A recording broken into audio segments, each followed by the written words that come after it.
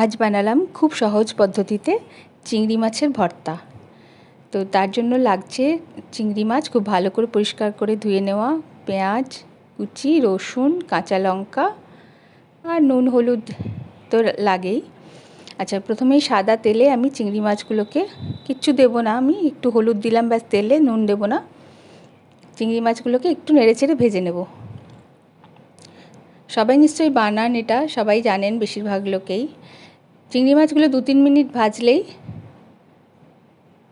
ভাজা হয়ে যাবে, খুব বেশি সময় লাগে না। তো চিংড়ি মাছগুলোকে তুলে রেখে দিলাম।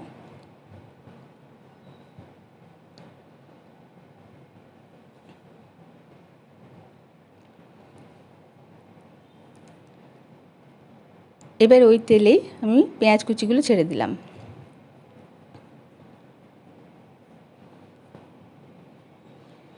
খুব বেশি উপকরণও লাগে না, আর খেতে দুর্দান্ত হয়। গরম ভাতে এটা থাকলে আর কিচ্ছু চাই না।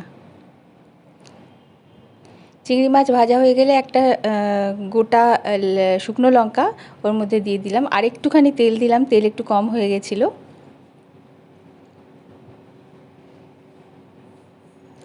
সাদা তেলেই আমি প্রথমে এগুলো ভাজছি। এই ভাজাটা খুব ভালো করে ভেজে নিতে হবে যাতে কাঁচা একদম না থাকে।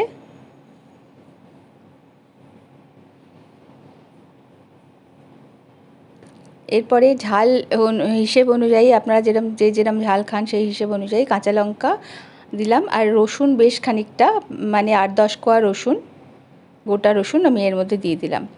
খুব ভালো করে এটাকে ভাজবো যতক্ষণ না একটু লালচে রং হয়ে যায়। তো বেশ সুন্দর করে ভাজা হয়ে গেছে, এবার গ্যাসটা বন্ধ করে দেব। এবার ওই ভাজাগুলো শিফট করব একটা মিক্সি জারে।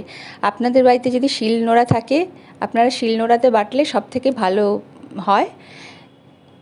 তো আমি শিলনোড়াটা আর বের করিনি, আছে যদিও আমার কাছে। আমি ঝটপট বানানোর জন্য মিক্সিতেই এটা করে নিলাম। তবে শিলনোড়াতেই বানালেই তার অথেন্টিক টেস্টটা পাওয়া যায়। যদি আপনাদের শিলনোড়া থাকে শিলনোড়াতেই করবেন। এর মধ্যে কিন্তু জল দেওয়া যাবে না। এর মধ্যে ভাজা চিংড়ি মাছগুলো দিয়ে দিলাম, আর স্বাদ মতো নুন দিলাম। আর যেহেতু জল দেবো না, আমি সর্ষের তেলটা এই সময়েই আমি এতে দিয়ে দিচ্ছি যাতে একটু ঘোরাতে সুবিধা হয়। এটাকে বেশ 2-3 বার নাড়াচাড়া করে করে এটাকে পেস্ট করে নিতে হবে।